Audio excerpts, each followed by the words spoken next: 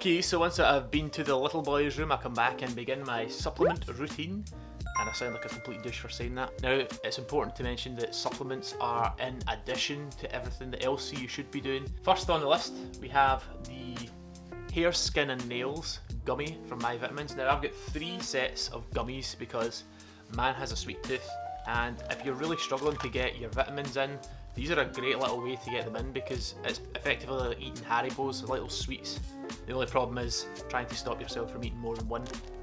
So that's the battle I face in the morning now. So I've got Hair, Skin and Nails because you want to look pretty every day.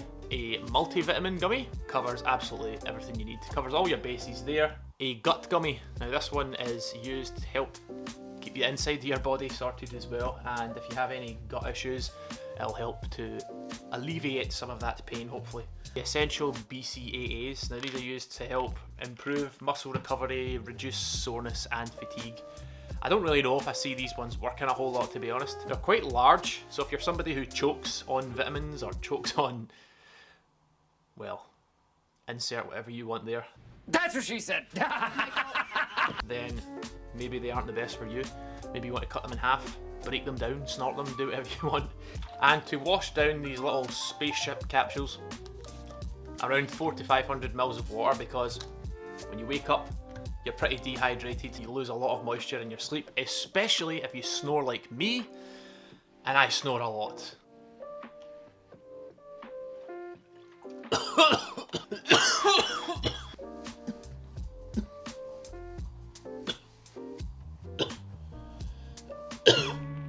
So to continue on our supplement journey, we have everybody's favourite Colombian marching powder. Creatine. Flashbacks to last night. So creatine is one of the most researched supplements that you can get. It's great for muscle recovery. I would definitely recommend getting the unflavoured one. You can get flavoured ones, but unflavoured you can just fling it into a glass of water, which is exactly what I do. Drink it. You can also fling it into a protein shake, whatever you want. You're not going to taste it and get it in that way. Also, this is the Matt Morsha Strawberry Laces protein powder, and I have to say it is absolutely disgusting. Do not buy it. Probably a 4 out of 10. And finally, we have hay fever tablets because I am allergic to plants, and it's the most pathetic thing ever. So we've now covered all of the supplements that I take on a daily basis. It's now time to get out on a walk. Let's do it. Okay, we're out for the morning stagger. So I'm currently sitting on 1850 calories a day, around about 160 grams of protein that I'm aiming for. My calorie target is quite low, and that's just because I'm living such a sedentary lifestyle at the moment. I spend so much time just sitting behind a desk between uni, between work, between the sort of placement thing I'm doing now, and especially YouTube with editing videos. It's a lot of time just sitting at a desk behind a screen. I like to aim to get my steps in every day. Aim for 10,000, try to get between 5,000 and 7,000 done in the morning. That just sets you up for the day. The rest of the day can kind of happen as is, and you will hit the 10,000 steps. Especially if you drink plenty of water, jump to the toilet so much. I'm going to listen to this podcast that I've got on, and I'll catch you up when it's time to get home for breakfast. Okay, so we're back from the walk. It's time to get into breakfast. We're going to be having a staple MTN breakfast, and that is, drumroll please! Bagels with egg and bacon, and my god, I cannot wait. Now, while I'm cooking my breakfast, I'm going to pass you over to myself, and he's going to talk about flexible eating versus clean eating. Cheers, Thomas, mate. So flexible dieting is basically a framework that allows you to eat pretty much whatever kind of food you want as long as it fits your macros. Your macros are your proteins, your fats and your carbohydrates are the most important ones that you want to track. Flexible dieting is a philosophy that as long as you're in a calorie deficit and tracking your macros, then you can expect to see results. Now, does that mean that you can just eat junk food as long as it hits your macros? Yes, I guess so, but it's not really the idea behind flexible dieting. You want to try and have minimally processed foods, somewhere between like 80% whole foods and 20% processed foods.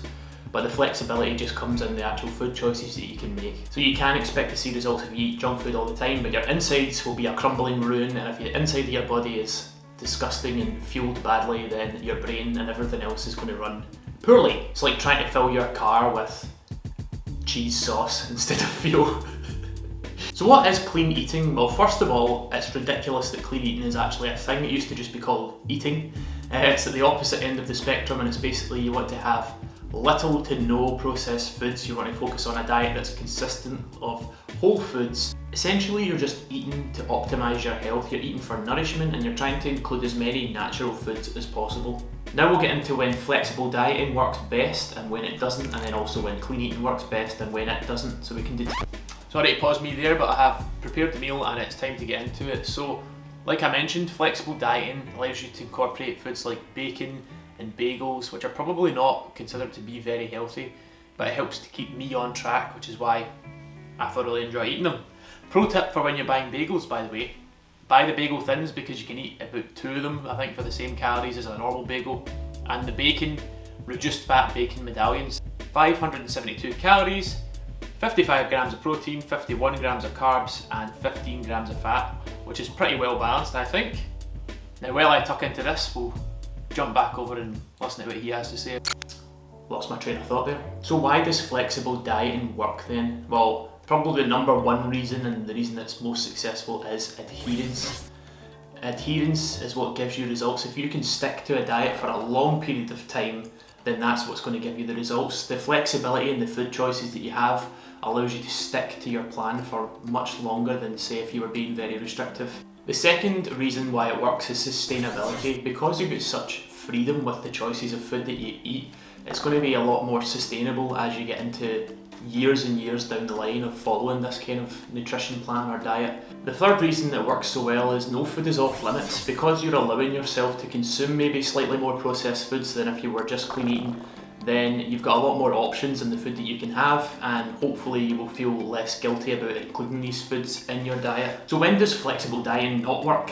Well, probably if you're trying to get incredibly lean. I would suggest that if you're trying to get into the best shape of your life, you want to cut out as many processed foods as possible. You want to be fueling your body to the best of its ability. You're going to be fuller for longer, you're going to feel better, and it's going to be a lot easier for you to stick to the diet. Okay everybody, for lunch we have a Greek yogurt bowl. This is a staple of the MTN diet, and as you can see, that is absolutely beautiful. On the side, ham salad rice cakes as well. These are really low calorie, high in protein, and pretty damn healthy. The calories for this meal are 668, 76 grams of protein, 67 carbs, and 11 grams of fat, so very high in protein and quite reasonable on the calories as well. The all important taste test.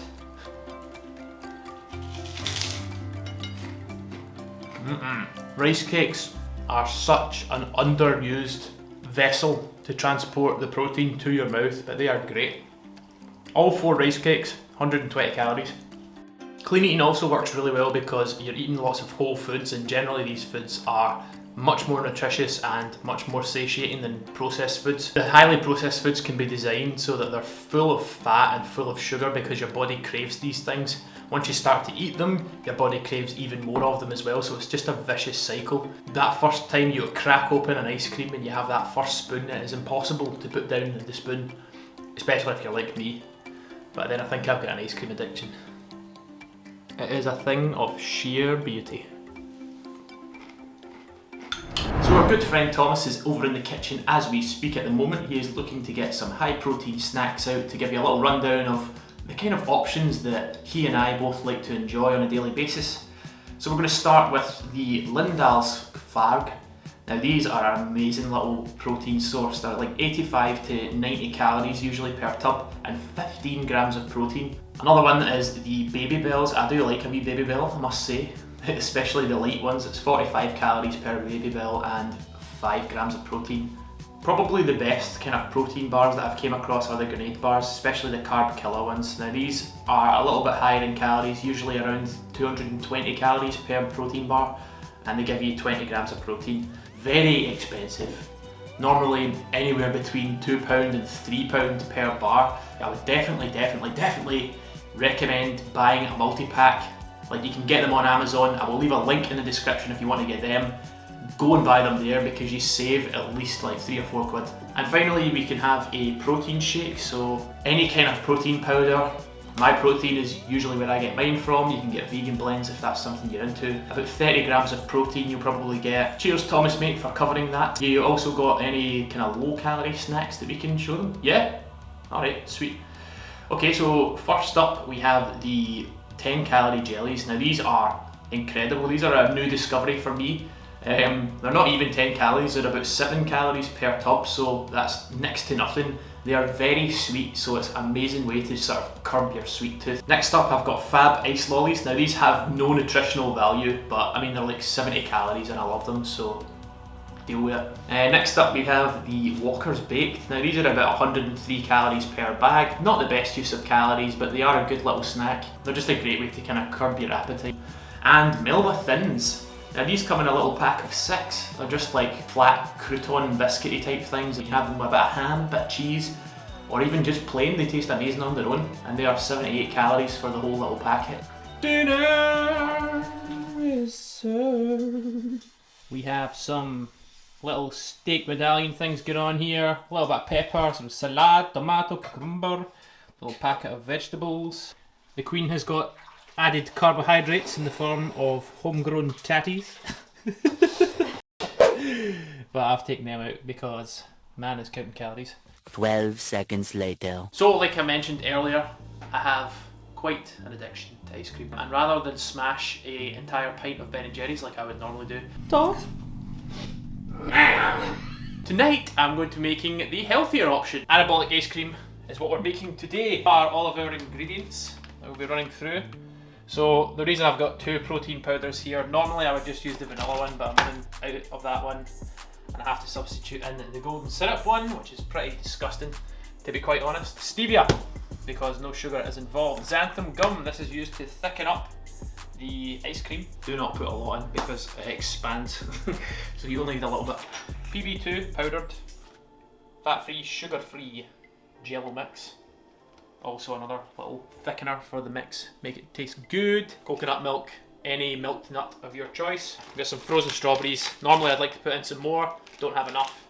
Going to just substitute in some ice. Rest in peace, eardrums!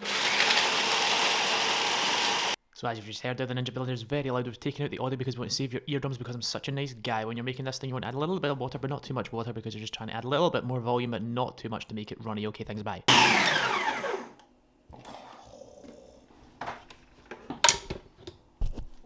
Oh, consistency looks good.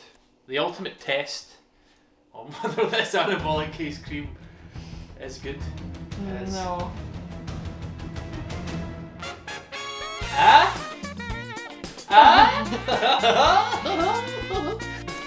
The moment of truth. You clearly want me to balk.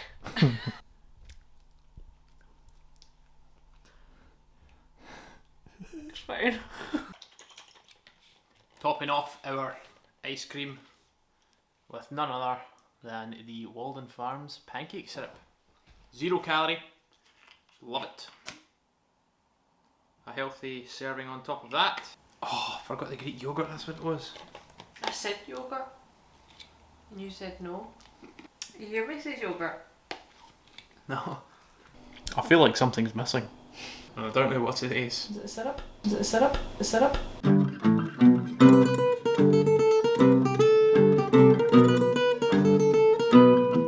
It's around 266 calories for this entire thing. The Ben & Jerry's tub is about 1200 calories. Your Halo top, about 360. This thing comes with about 40 grams of protein as well. Is it as good? No. Definitely not. But if you're trying to lose weight, it's a good alternative. Alex loves this stuff so much. I was just about to say, it actually wasn't as revolting as it usually is. Obviously that, no.